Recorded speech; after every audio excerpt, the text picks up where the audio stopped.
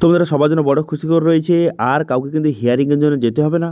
এখন কিন্তু অনলাইনে ডকুমেন্টস আপলোড করে দিলে কিন্তু হয়ে যাবে। এবার কীভাবে সবাইকে অনলাইনে ডকুমেন্টস আপলোড করতে হবে তার স্টেপ বাই স্টেপ প্রসেস কিন্তু এই ভিডিওতে দেখিয়ে দেবো, এবং এটা নিয়ে কী নতুন আপডেট এসেছে সেটা কিন্তু এই ভিডিওতে আপনার সঙ্গে শেয়ার করব, এবং কীভাবে অনলাইনে ডকুমেন্টস আপলোড করবেন, এবং সঙ্গে যে কী কী ডকুমেন্টস আপলোড করতে হবে, কাদের কোন ডকুমেন্টস লাগবে, কীভাবে ডকুমেন্টসটা ভেরিফাই হবে বা ভেরিফিকেশন হবে, কারা ডকুমেন্টস ভেরিফিকেশন করবে অথবা কারা ডকুমেন্টস আপলোড করবে, সমস্ত কিছু এই ভিডিওতে আপনাদের স্টেপ বাই স্টেপ জানিয়ে দেবো। সেই জন্য ভিডিওটা প্রথম থেকে শেষ পর্যন্ত অবশ্যই দেখবেন মনোযোগ সহকারে, এবং আমাদের চ্যানেলে প্রথমবার ভিজিট করে থাকলে আমাদের চ্যানেলটিকে সাবস্ক্রাইব করে রাখুন এবং পাশে থেকে বেল আইকনটিকে অবশ্যই প্রেস করে রাখুন। তো চলুন আজকে ভিডিওটা শুরু করা যাক। তো প্রথমত নিউজ পত্রিকা কী বলা হয়েছে আপনাদের বলে দিই, তারপরে পুরো বিষয়টা আপনাদের বুঝে বলছি। এখানে বলা হয় যে খসড়া তালিকা প্রকাশের পর শুক্রবার শুনানি নোটিশ পাঠাতে শুরু করলো কমিশন। ঘোষণার মতো 23শে ডিসেম্বর থেকে জেলায় জেলায় শুনানির কাজ শুরু হওয়ার কথা, যদিও কমিশন সূত্রে খবর বড়দিনের পর তা শুরু হবে। আর ঠিক তার আগে শুনানির জন্য ডাক যারা পাচ্ছেন এমন ভোটারদের জন্য একটা স্বস্তির খবর রয়েছে, কারণ এখনই যদি বুথ লেভেল অফিসার মারফত কমিশন নির্ধারিত 13টি নথির একটি জমা দেওয়া যায় তাহলে ছাড় মিলবে শুনানি থেকে। ইতিমধ্যে প্রক্রিয়াটি শুরু হয়ে গেছে, অর্থাৎ বর্তমানে যাদের কিন্তু শুনানির ডাক মিলেছে অথবা যাদের কিন্তু যে শুনানির জন্য যেতে হবে তাদের জন্য বড় কিন্তু খুশির খবর রয়েছে। খুশির খবরটা কি, বর্তমানে এখানে সেই হিসেবে বলা হয়েছে যে খসড়া তালিকা অনুযায়ী রাজ্যে প্রায় 30 লক্ষ আনম্যাপ ভোটার কিন্তু রয়েছে, অর্থাৎ যে 30 লক্ষ মানুষকে যে শুনানির জন্য বা হিয়ারিংয়ের জন্য যেতে হবে, সেটা কিন্তু আপনাদের আগের ভিডিওতেও আপনাদের বলেছিলাম যে বর্তমানে কিন্তু 30 লক্ষ মানুষকে যে শুনানি বা হিয়ারিংয়ের জন্য যেতে হবে। তাদের নিজের অথবা আত্মীয়র নামের যে 2002 সালের নাম নেই অথবা নামের ভুল রয়েছে, অথবা 2002 সালে যে জায়গাটা ছিল সেখানে যে আপনি নামটা লিখেছেন সেটা ভুল বসিয়েছেন, অথবা সেই 2002 সালের জায়গাতে আপনি ফাঁকা রেখেছেন, অথবা সম্পর্ক ভুল লিখেছেন, এই সব ডিটেলস যারা ভুল করেছে তাদের কিন্তু শুনানির জন্য বা হিয়ারিংয়ের জন্য যেতে হতো, এবং কিছুদিনের মধ্যে তাদের বাড়িতে নোটিশ কিন্তু দেওয়ার কথা। কিন্তু এবার যে কমিশন যে নির্দেশ দিয়েছে যে শুনানির জন্য আপনাকে যেতে হবে না, আপনি কিন্তু অনলাইনে যে আপনার ডকুমেন্টস কিন্তু আপলোড করতে হবে। সেটা কীভাবে, তো অর্থাৎ এখানে বলা হয়েছে যে বিএলও যে অ্যাপ রয়েছে সেই বিএলও অ্যাপে যে অনলাইনের মাধ্যমে কিন্তু ডকুমেন্টস কিন্তু আপলোড করে দিলেই কিন্তু হয়ে যাবে। অর্থাৎ যে বিএলও যে আপনার বাড়িতে এসে আপনার কাছে ডকুমেন্টস, এই যে 13টি ডকুমেন্টস কথা বলা হয়েছে গভর্নমেন্টের তরফ থেকে, সেই 13টি ডকুমেন্টসের মধ্যে আপনার কাছে যেই ডকুমেন্টসটা রয়েছে সেটা কিন্তু আপনাকে বিএলওকে দিয়ে দিতে হবে। এবার বিএলও কিন্তু তার যে নির্দিষ্ট অ্যাপে সেটা কীভাবে আপনার দেখে দেবে একটু পরে যে কীভাবে অনলাইনে হবে।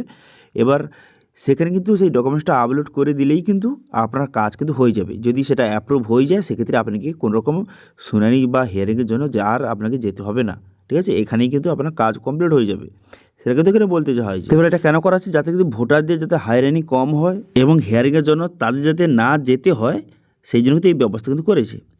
এবার ইতিমধ্যে কিন্তু এই যে 30 লক্ষ মানুষের যে লিস্টটা সেটা কিন্তু বিএলওদের কিন্তু পাঠিয়ে দেওয়া হয়েছে, যে কাদের কাদের নাম রয়েছে তাদের কিন্তু লিস্ট কিন্তু পাঠিয়ে দেওয়া হয়েছে কমিশনের তরফ থেকে। তো বর্তমানে কিন্তু বুঝে বুঝে বিএলওদের কাছে ইতিমধ্যে যেই হিয়ারিংয়ের জন্য যাদের যাওয়ার কথা তাদের লিস্ট কিন্তু ইতিমধ্যে পৌঁছে গেছে। এবার আপনারা দেখবেন যে সেই লিস্টে যদি আপনার নাম থেকে থাকে সেক্ষেত্রে কিন্তু কিছুদিনের মধ্যে আপনার কাছে কল আসবে, অথবা আপনার বাড়িতে কিন্তু বিএলও আসতে পারে, অথবা ফোন করে আপনাদের ডেকে নেবে, যে একটি ক্যাম্প করতে পারে তারা, যে বিএলওরা ক্যাম্প করে এবার যাদের যাদের নাম রয়েছে তাদের কিন্তু ডেকে নেবে। ডেকে নিয়ে কিন্তু এবার এই যে 13টি ডকুমেন্টসের কথা বলা হয়েছিল, আপনারা জানেন যে 13টি ডকুমেন্টসের কথা যে কমিশন বলেছিল তাদের মধ্যে যেই ডকুমেন্টসটা আপনার রয়েছে সেই ডকুমেন্টস নিয়ে কিন্তু সেখানে যেতে হবে, এবং সেখানে সেই ডকুমেন্টস কিন্তু আপনাকে সাবমিট করতে হবে বিএলওকে। সাবমিট করলে তারপরে বিএলও কিন্তু অনলাইনে বিএলও যে অ্যাপ রয়েছে সেই অ্যাপে কিন্তু সেই ডকুমেন্টসটা আপলোড করে দেবে।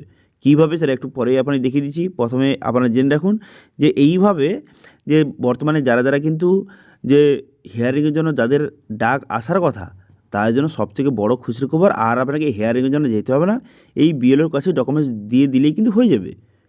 এবার যদি এখানে যে বিএলও ডকুমেন্টসটা আপলোড করে দেবে, ঠিক আছে, এবার বিএলও ডকুমেন্টসটা আপলোড হয়ে যাওয়ার পর এবার ইআরও যারা কিন্তু রয়েছে, ঠিক আছে, যারা অফিসার রয়েছে, ঠিক আছে, ইআরও যে অফিসার এর কিন্তু ভেরিফিকেশান করবে। ইআরও অফিসার সেই যে ডকুমেন্টসটা বিএলও আপলোড করে দিল তারা কিন্তু ভেরিফিকেশান করবে, চেকিং করবে।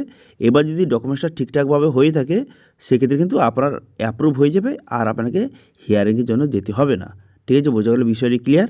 সেক্ষেত্রে এবার কীভাবে হবে দেখুন, এবার আপনাদের দেখিয়ে দিই যে কীভাবে যে ডকুমেন্টসটা সেখানে আপলোড হবে, অথবা কী ডকুমেন্টস নিয়ে যেতে হবে, বা কীভাবে অনলাইনে ভেরিফিকেশন হবে, এবার সেটা আপনাদের দেখিয়ে দিই। তো বর্তমানে কিন্তু বিএলও অ্যাপে নতুন একটি অপশান কিন্তু যুক্ত করে দিয়েছে। এই যে অপশানটা রিভেরিফাই বলে একটা অপশান যুক্ত করে দিয়েছে। এবার এই অপশানে ক্লিক করে দেওয়ার সঙ্গে সঙ্গে তার পুরো লিস্ট কিন্তু শো হয়ে যাবে। শো হয়ে যাওয়ার পর তারপর নামের উপরে ক্লিক করে দেওয়ার সঙ্গে সঙ্গে এরকম ডকুমেন্টস আপলোড করার জায়গা কিন্তু আসবে। এবার এখানে কিন্তু দেখতে পাচ্ছেন যে ফ্রন্ট সাইড এবং ব্যাক সাইড, অর্থাৎ একটি ডকুমেন্টসের সামনের পাশ এবং পিছনের পাশ কিন্তু আপলোড করতে হবে। এখানে প্রথম বলা হচ্ছে যে আপলোড প্রুফ অফ রিলেশনশিপ, অর্থাৎ যে আপনি আপনার বাবার ডিটেলস আপনি সাবমিট করেছেন 2002 সালে, সেক্ষেত্রে আপনার যে কোনো কারণ নামের ভুল রয়েছে, ঠিক আছে, ম্যাচ খাচ্ছে না, সেক্ষেত্রে আপনার সঙ্গে আপনার বাবার যে কোনো রকম রিলেশন রয়েছে তার একটি ডকুমেন্টস প্রুফ কিন্তু আপনাকে সাবমিট করতে হবে। ঠিক আছে, আপনার সঙ্গে আপনার বাবার রিলেশন রয়েছে এমন একটি ডকুমেন্টস কিন্তু আপনাকে সাবমিট করতে হবে। সেই যে 13টি ডকুমেন্টসের মধ্যে যে কোনো ডকুমেন্টস কিন্তু আপনাকে সাবমিট করতে হবে যেখানে আপনার নাম লেখা রয়েছে এবং সঙ্গে আপনার বাবার নামও লেখা রয়েছে। বোঝা গেল? এবার যদি 2002 সালের যে কোলামে যদি আপনার দাদুর ডিটেলস আপনি সাবমিট করে থাকেন, সেক্ষেত্রে দাদুর একটি ডকুমেন্টস আপনাকে আপলোড করতে হবে। যেই ডকুমেন্টসে আপনার দাদুর নাম উল্লেখ আছে এরকম একটি ডকুমেন্টস কিন্তু আপনাকে আপলোড করতে হবে। দেখতে পাচ্ছেন লেখা রয়েছে যে আপনার দাদুর সঙ্গে রিলেশনশিপের একটি ডকুমেন্টস কিন্তু আপনাকে আপলোড করতে হবে।